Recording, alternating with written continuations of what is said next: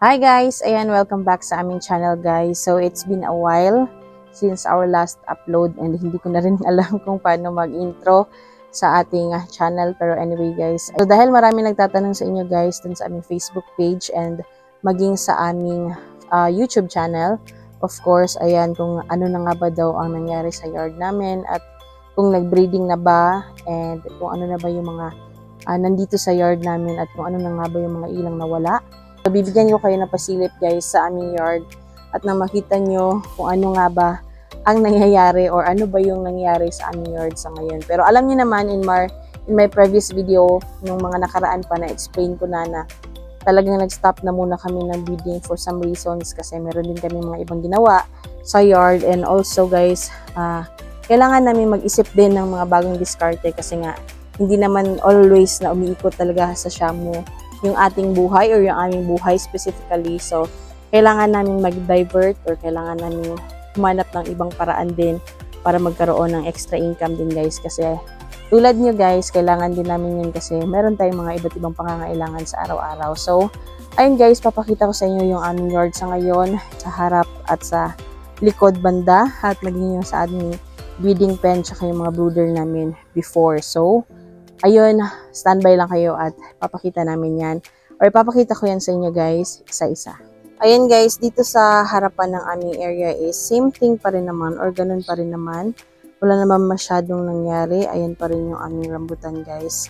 Sa mga nakakapunta dito at saka sa mga nakakapanood talaga ng aming channel, alam nyo na dyan sa bakuran namin is meron kaming mga tanim na rambutan. And daming bunga sa ngayon din talaga guys. And yung ibang manok namin, ayan, makikita niyo sa ilalim, ayan. So, kadalasan sa kanila is nandyan talaga. Even nung nakaraan, dyan naman na din talaga yan sila. Ayan, nandun pa yung isa guys. Oh. And meron din kami dyan guys. So, ayun, nasa loob lang ng kanyang pasilungan. So, dito naman tayo sa baba guys. So, bababa tayo. Dito sa aming lawn area. At na makita nyo yung mga nagbago at saka kung ano yung mga nangyari sa yard namin. And ayan, konting pasilip lang din sa inyo. So, yung dito naman sa gilid banda ng aming bahay guys, is same thing pa rin. Ayan, meron tayong mga ilang manok pa rin dyan. Ayan yung mga breeder namin guys na mga naiwan. And yung dito banda guys is wala na since napagbenta na ata namin. Medyo matagal na. Yung mga last breeding din namin yun guys. So, mga around nasa 5 to 6 months yun. So, okay na yun kahit pa paano na mabenta. And ayan, ang dami namin mga nakalagay dito kasi nga meron kaming pinapanday sa kabilang area namin before and dito na muna namin nilagay yan. Anyway, ayun, meron din tayong isa doon. And ayan, ito nga pala si partner guys. Ayan, galing yan siya sa baka namin guys. Ayan, napakainit sa ngayon. Ayan guys, and ayun, punta naman tayo dito sa kabila. Meron pala kami mga ilang babae guys na naka-range lang. Ayan, yung iba namin mga alaga dito. So, ang tataba nila kasi naka-range sila. Wala pa naman kasi talaga kaming balak mag-breeding. So, sa ngayon, eto, dito tayo banda nga pala. Ayan, kung matatandaan nyo guys, yan yung aming breeding pen na pinagawa before. Right there. And eto yung dog cage namin na nilagyan din namin ng manok before. Ayan, dahil sa dami ng aming mga manok. And ito na yung the rest na area guys, dito naman sa kabilang side ng aming bahay. Ayan, so kung matatandaan nyo, diba, nakapag-tanim kami ng mga kalabaw grass. And sa ngayon, ang lagu-lagu niya guys. Ayan, so dahil din dun sa mga kambing namin, kami maintain na rin kahit pa paano nila. Kinakain kasi nila yung mga medyo matataas pa na damo. Ayan yung aming isang manok guys. Ayan, kunwari lang to pero naghihintay to ng pagkain. Ayan, meron kaming ilan pang naka-range. Ayun guys. Etong kulungan na to guys before is dito to sa gitna. Pero nilipat namin dyan para ayan, isang pagkainan na lang o isang pakain na lang sa kanila. Ayun yung aso namin guys na si Gianna. And papakita ko sa inyo guys kung ano yung mga nandyan sa ating kulungan. So, eto. Punta tayo dito banda guys. Ayan, pasensyahan nyo na guys medyo shaky lang yung ating camera dahil nga hindi ko nakita yung ano ko, yung tripod ko kung saan ko nalagay, yung hinahawakan ko kapag nagva-vlog. Anyway, ayan, meron tayong dalawang inahing manok dito. Ayan dyan, wala yan, bakante yan. So, meron tayong dalawa dito guys. Ayun yung isa. At saka, ayan, hindi ata, nagtatago ata siya. Ayan yung isa. So, pasilip lang yan. Ayan yung ating kulungan na nandito. Yan yung mga nakalagay. And dito naman guys, meron rin. Ayan. Ayun yung isa guys, namin na inahin. Ayan. So, kinukulong lang namin sila guys kasi ilan ito sa mga medyo maldita na mga manok. Meron kami mga ilang naka-range ayun sa likod ng kulungan na to. Ayan o. Nandun sila kasi meron silang tinatawag na kabaitan. Hindi sila nag-aaway guys. Aside na lang dito kapag pinakawalan namin to, itong mga babaeng to, talagang malaking problema yun guys. So eto guys, ayan kung matatandaan nyo guys, dalawa yung ganito namin. Pero nga, since nasira yung isa, and hindi na talaga siya mapakinabangan, so dinispose ko na yun guys, or pinasira ko na yun, and then totally na itinapon na yung mga kawayan.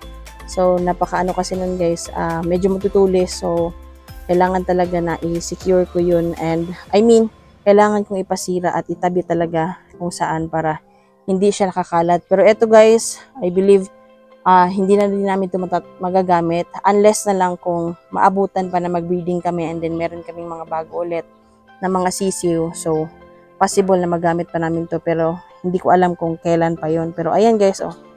Talagang hindi na namin nilagyan ng manok dito kasi nga merong kanal sa ilalim. So, napakahirap kapag ganun. So, ayan na. Talagang meron na siyang damo na nakaano sa kanya, nakasabit or naka-attach dahil nga sa katagal na wala siyang manok na nakalagay. So, ayan. Anyway, ayan, meron pala kami mga pato dito guys. Yung pato namin is good for ano lang, pang-consume lang. Kumbaga kapag may birthday, may celebration. Kaya nag-alaga din kami kahit papano ng pato guys. Konti lang naman, mga isang pares lang. Tapos nag-anak.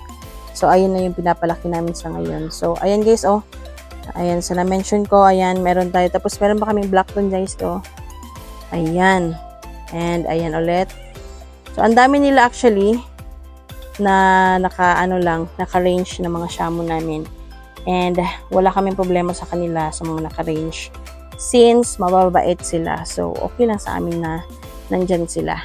And dito tayo sa area na to guys. Ito yung parang brooder namin / yung mga malalaki na kumbaga nasa 1 month pataas na mga kulungan. So, yung nakalagay dito guys is one of our maldita din. Ayan. Meron tayong ganyan. And ito rin guys. Meron tayo dito. Isa ding maldita. Ayan. So, kailangan namin ikulong as what I have mentioned kasi kami ang mahihirapan guys. So, ito is one of the block namin. Kasama ng isa naming pinakulong dito sa kabila. Kasi maldita din to guys. Ayan. Ito yung na-post ko guys na ang gulo-gulo ng kanyang balahibo. Ayan. Kasi on-molt din to siya guys. And also nga, dahil hindi sila nabababa tapos hindi pa namin naligo. Kaya ganyan din yung kanyang itsura. Pero other than that, no problem naman. At talagang pinaka-focus din namin is hindi siya makapanakit ng iba, kaya namin kinulong din talaga dito. So, wala kaming problema sa balahibo kasi magiging maganda rin naman yan later on. Ito naman yung kulungan guys before na binili rin namin. So, sa ngayon guys, tinabi ko dito guys para hindi siya maulanan. And ayan na yung itsura niya sa ngayon para mag-preserve din natin para magamit natin soon. And ayan, dito ko na muna nilagay para naka-stay put lang din and anytime magamit natin. Ito yung dog cage namin na isa na of course, nandito yung aso namin, yung pinaglagyan namin sa kanya. Ayan siya guys. O, di ba? Wala na kami masyadong mga manok dito guys actually. Yun lang. Siguro guys, kung magbe-breed man kami, hindi ko pa alam kung kailan din. Anytime soon, pwede naman talaga kami mag-breed. Kasi nandiyan naman na yung building, so kailangan lang namin na linisan and i-freshen up konti or let's just say i-disinfect siya para nang magamit ng maayos ng mga alaga natin. So, ito naman yung brooder area natin guys. Ayan. So, yung aming brooder area guys or yung brooder namin guys is pinag-stock. Kasi nga, eto ginamit namin to dito bilang lagayan ng mga kambing namin. So, ayan yung nangyari guys. Ayan. So, maraming mga ng kambing namin sa ngayon guys kasi dito namin sila nilalagay. Yung may mga anak namin na kambing. Pero yung mga walang anak na kambing is dun sa kabilang area namin nilalagay. Yung iba lang talaga is kailangan dito para ma-focus na namin yung kanilang mga anak. Ito yung aming breeding pen. Ayan, bali tatlo yan guys. Ito, tsaka yan. At tsaka yung sa kabila pa pala. So, ayan yung ating area sa ngayon guys. And yung mga manok namin na lalaki is lahat nakatali sila. Galing dyan hanggang doon sa likod ng aming bahay doon sa kabila. So, ayun lang yung aming area guys. And wala namang masyadong nangyari. Ganun pa rin. And sa mga nagtatanong dyan guys, wala tayong breeding as of now. Ayun na guys, napakita ko sa inyo yung aming yard. And wala naman masyadong nangyari guys. Ayan, nandito ako sa ilalim ng aming rambutan kasi nga medyo malamig dito. So, yun lang yung ilan sa updates. Konti na lang yung mga alaga namin guys. Usually, yung mga natira dito sa amin is yung mga kailangan lang namin talaga, yung mga materyales namin. So, if ever na mag-breeding kami, pwede naman na din. Pero, hindi pa namin alam kung kailan.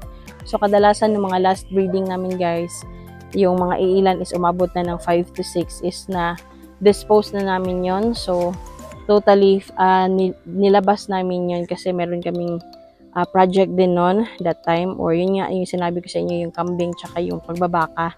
So, yun yung ilan sa ginawa namin sa mga last breeding namin na pinagbentahan namin.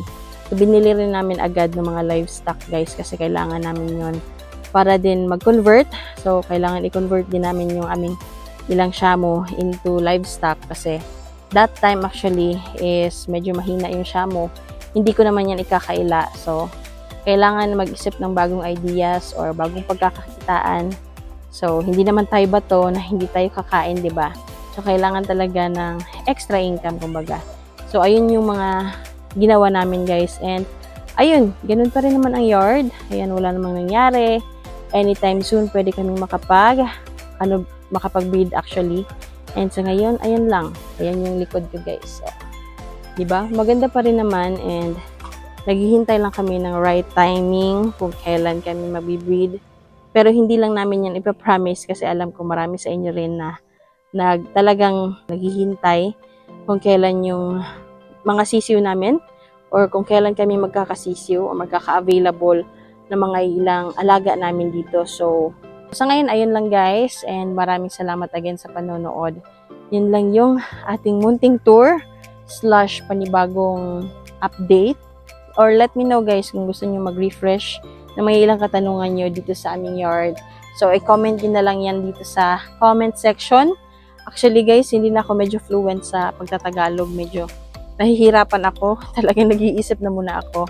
Pero anyway, susubukan namin yung sagutin ulit para sa inyo at nang mabigyan kayo ng kasagutan of course, and maliwanagan din kayo tungkol sa aming experience or ano ba yung naging opinion namin regarding sa mga katanungan nyo. So, ayun lang muna guys. Maraming salamat again sa panonood, and please do subscribe again in our channel guys. Please do subscribe in our channel guys kung hindi pa kayo nakapag-subscribe. And like also our page on Facebook guys. So, ayun lang guys. Maraming salamat everyone. Goodbye!